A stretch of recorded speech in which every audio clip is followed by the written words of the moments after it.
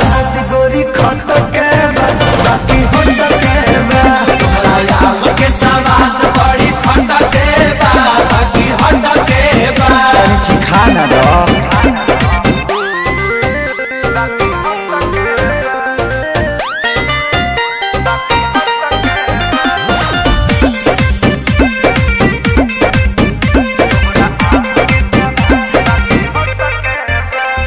खेत खाना गानी बा बाप के बागानी बा ओहरे बागाने के आम बा ले लो भर झोरा सस्ते ही दाम बा।